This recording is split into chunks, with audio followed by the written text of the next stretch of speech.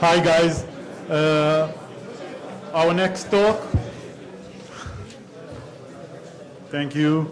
Our next talk, it's a long name so I won't tell it, but I'll call for David Kaplan from IBM to talk. Thank you.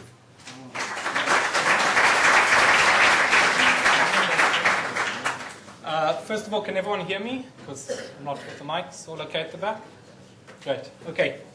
So over the next few minutes, I'm going to present to you a bit of research that we performed over the last 6 months or so, which we presented at the workshop for offensive technologies in San Diego last month. So basically, in order to get started, our motivation for this. So why did we start this whole thing? Back at some point last year, my team discovered a stack-based buffer overflow in the Android key store service. So for those who aren't familiar, the key store service is responsible for key management on Android, signing, encrypting, decrypting, and holding the actual cryptographic keys. So obviously we can see if an attacker manages to gain access or run code under this user, then perhaps they can extract the keys, or if it's hardware backed, at least use it to sign. So we wanted to create a proof of concept that exploited this vulnerability. And this is a vulnerability which we disclosed to Google, and they fixed in KitKat. So it refers only to Android 4.3. So in order to create a vulnerability, what we had to do is overcome certain operating system protection mechanisms, like DEP, NX, ASLR, and stack canaries. And specifically, our research revolves around how we discovered a way in order to attack the stack canary system on Android. And there are many ways of discovering the stack canary. I don't have much time, so I won't go into all of them. But suffice to say that for the key store specifically, none of the existing methods was good enough for us. And what we had to do then is take a look at how these canaries are generated in Android and see whether we can attack the actual generation mechanism itself. So Android is basically Linux. It's a special distribution of Linux. Anyone who says otherwise is not speaking the truth. It makes use of the Linux kernel. And therefore, any random number that is generated in Linux, in Android, actually makes use of the Linux random number generator. The kernel is the same. And the stack canary system on Android, for those who are not familiar with stack canaries at all, basically what happens when you enter a function, it adds a random value at the top of the stack and checks that value when you exit the function. So obviously, if you've attacked a buffer or overflowed something, that value is going to have changed. And when the application performs that check, the value won't match, and it will simply crash or an exception will be raised. So in order to attack it, we kind of have to determine this value. And in Android, this value is created from a value that is extracted from the Linux pseudo-random number generator. And basically, what happens in every process memory space is you have this auxiliary vector, which is basically a structure that holds, amongst other things, a buffer, 16-byte buffer, called the AT random buffer, and those 16 bytes are extracted from the PRNG.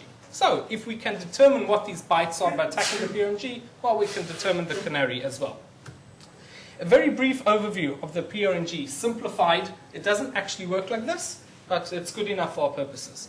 So it's actually a cryptographically secure pseudo-random number generator in two parts. You have a blocking part, which we won't speak about, and a non-blocking part, which basically means that every time a consumer requests a value from the PRNG, they get something. It doesn't matter how much entropy is actually held within that. And what happens is that it's created from two pools, which is basically just an entropy store, a buffer. The pool's called the input pool and the non-blocking pool. And when the system boots up, these pools are seeded, and every time a user tries to extract a random value from one of these pools, basically performs a hash, so you can't go backwards, right? And mixes that hash back into the pool in order to update the state. So in order to attack this, we need to understand a few things. First of all, we need to understand what the seeding parameter is to the pool, and we also need to understand any external entropy sources, such as touching the screen and things like that, that may occur as the system boots.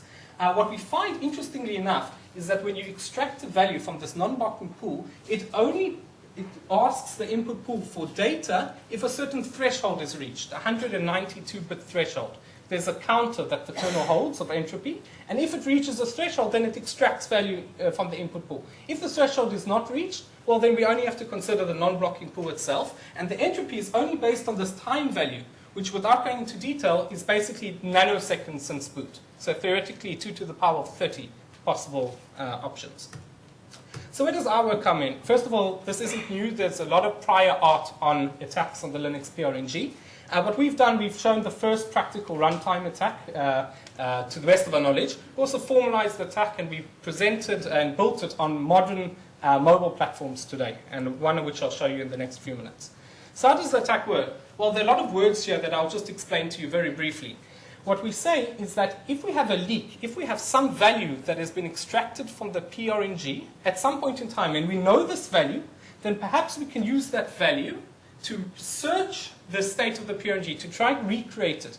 And how we do that is that because there's low entropy at boot, there's not enough information within the PRNG at boot, we simply run through all the possibilities and try to see if we can match our leak with one of those possibilities.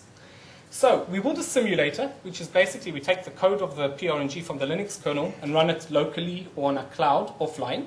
And we create a list of possible candidate seeds, these possible time values. How we do this is we simply instrument the target device, we measure, and then we build a graph, and you'll see in a few minutes what that looks like.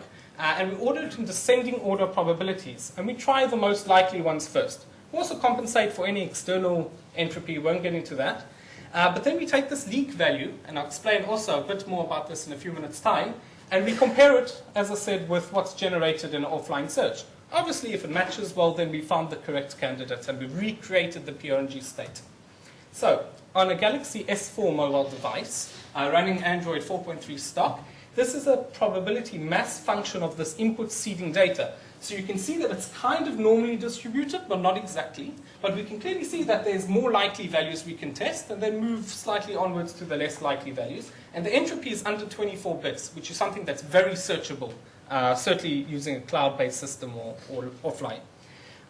So the real question here is that, fine, we have the system, we understand the candidates, but how do we find a value, this leak value, with which to compare, so we know whether we found the correct state? So there are a number of ways of doing this, and you can look at the paper, but I'll present you one now that's not actually in the paper. And it works as follows. On Android, when you execute an application, what happens is it doesn't execute a new application. There's a process called the zygote process that is executed on boot. And every time you execute your Android application, it simply forks from the zygote process, meaning that there are certain aspects of the memory that the zygote process has is now inherited by the child.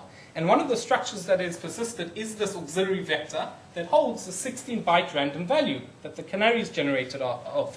So we know that every single Android application will actually have the same vector and therefore the same canary. Now this is a known weakness within Android. We're not going to focus on it. But what we can actually do is write our own malware, our own application that extracts this value, because we can look at our own memory space. And then we have the value of the zygote process, which in turn was generated in early boot, where hopefully there wasn't sufficient entropy within this PRNG that we can now search for the state. So there are a few challenges to doing it, and I'm not going to go into detail. The first one is basically, how do we know which one of the zygote processes is executed? Because what happens is that the Linux kernel is running concurrently in user space. There are multiple threads. So while you might have a script that's saying, okay, execute keystore, execute zygote, the scheduler will just decide when to interleave them. And one might happen before the other. So how do you compare? So what we do is we basically just extract a bunch of random data and perform a linear search for the data extracted from the PRNG. So that's okay. The second issue, and I'm really not going to speak about very much, is also due to the concurrency. Basically, you might have two consumers pulling values from the PRNG at the same time, and this kind of corrupts the state in some fashion. And we can't predict the corruption of the state when it happens, but we know that in 20% of the cases, this corruption doesn't happen. So our attack works in 20% of the trials that we have, which is excellent for an offline attack, because you can just simply reboot the device, or you can try again later. So just to show you a very brief demonstration of how it looks. It's a bit hard to see, but I'll try to explain as it goes on. Basically, here you can see a screencast of our malicious application running on S4, with the application that Sagi, who did this research and is in the audience, he wrote. And basically, it extracts this 80 random value, which is our leak. and passes us on to this kind of cloud search mechanism which we built. It runs on around 80 cores in the cloud, which allows us to search this 2 to the power of 24 search space in around 7 minutes. Obviously, we've sped it up greatly here, and it's going to be a bit hard to see, especially for those in the first row. But in a second over here at the bottom, what you'll see is actually it will find the correct candidate seed that we expect. And, well, there we go. It's like this 266E value. And once we have that, obviously we need to ask the question, okay, we can generate the state of the PRNG. We basically hacked the PRNG system. But how do we actually use that to generate the key store canary, which was the whole point in the first place? So what we do is we simply use this as the input to a simulator, and we extract all possible values for the stack canary. Now, I won't go into why there are multiple possible values, but suffice to say that if you take a look at this value, which we expect by instrumenting the device for this demonstration, you can see actually that it exists in the list.